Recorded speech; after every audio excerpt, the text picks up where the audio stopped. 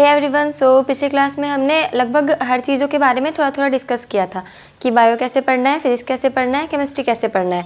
Overall हमने देखा था कि एक पूरे दिन का रूटीन क्या होना चाहिए और बायो में मैक्सिमम किस तरह से हम टाइम दे सकते हैं और कैसे मतलब कम टाइम में मतलब हम लोग उसको अच्छे से याद करके रख सकते हैं, क्वेश्चन प्रैक्टिस कैसे ज़्यादा कर सकते हैं। तो ये हमने पिछली क्लास में देखा था कि पूरा दिन भर का रूटीन आपको कैसे फॉलो करना है। अगर मैंने उसमें बताया था कि अगर आप रात में जो मतलब रात में जग के पढ़ता है उसके लिए मैंने बताया था कि कैसे आपको फॉलो करना है। तो अभी आगे जो आने वाला वीडियो है उसमें मैं ये मतलब अभी जो इस वीडियो में मैं क्या बताने वाली हूँ कि आप किस तरह से अपना जो भी फार्मूला वगैरह आपको बनाना है। जैसे उस लाइव सेशन में जो मैंने ली थी ना, तो उसमें बहुत लोग ऐसे पूछ रहे थे कि कैसे मैनेज करें, मतलब जैसे फिजिक्स है तो फिजिक्स किस तरह से 2 घंटे में कैसे मतलब क्वेश्चन प्रैक्टिस भी करना है, थ्योरी और फार्मूला मेन है तो फार्मूला कैसे रिवाइज करें। तो ये सारी चीज़ें मैं इस वीडियो में कम्प्लीटली बता दूंगी कि आप एक साथ फिजिक्स का फार्मूला कैसे अपना बना सकते हो। मैं किस तरह से बनाती थी और लास्ट टाइम मैंने कैसे रिवीजन की थी, ये लास्ट टाइम ही समझ के चलो कि आपको बस रिवीजन ही करना है। देखो मेरे पास ना एक ऐसे ये नोटबुक जैसी थी, स्केच बुक थी, जिसे मैंने फिजिक्स के फार्मूला बुक के तौर पे यूज़ किया था।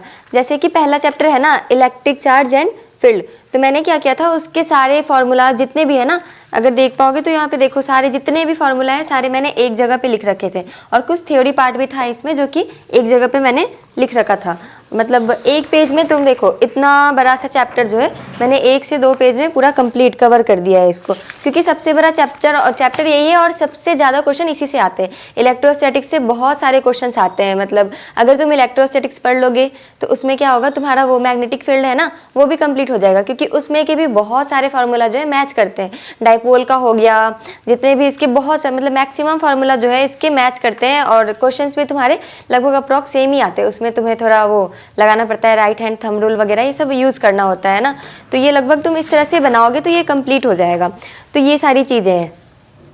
फिर देखो जैसे मैंने ना बायो में क्या किया था, ये मैंने शायद किसी के टेलीग्राम चैनल से ऐसे लिया था। इसमें देखो क्या है ना, सब कुछ लिखा हुआ है, जितना भी ये फुल फॉर्म होते हैं ना वो सारी चीज़ें इसमें लिखी हुई है। तुम्हें लास्ट टाइम में रिवीजन के लिए ये सब बहुत अच्छा होगा। तो मैंने कहीं कहीं से खोज कर ये सारी चीज़ें एक जगह कर ली थी। जैसे जितने भी डेट्स होते हैं ये सारी चीज़ें मैंने एक जगह पे कर ली थी। तो इस तरह से तुम लास्ट टाइम में रिवीजन कर सकते हो।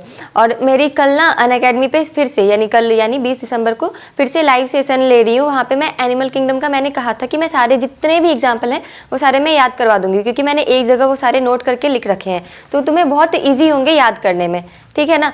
जैसे जितने भी एग्जाम्पल है ना तुम बहुत कम टाइम में याद कर पाओगे। मैं क्या करूँगी, PDF बना करके लाऊंगी और बहुत अच्छे से उसको वहीं क्लास में ही 1 घंटे का होगा, 1 घंटे भी नहीं चल पाता, 30 से 40 मिनट तुम आना वहाँ पे अटेंड करो। उसके बाद देखो कि तुम्हें याद होता है या फिर नहीं। गारंटी याद होगी तुम्हें और बहुत अच्छे से याद हो जाएगी। और मैं वहाँ पे कुछ क्वेश्चन भी लेकर के आऊँगी ताकि तुम्हें मतलब याद करवा सकूँ और क्वेश्चन करवा सकूँ ना। PDF फॉर्मेट में मैं कोशिश करूँगी तुम्हें प्रोवाइड करवा दूँ।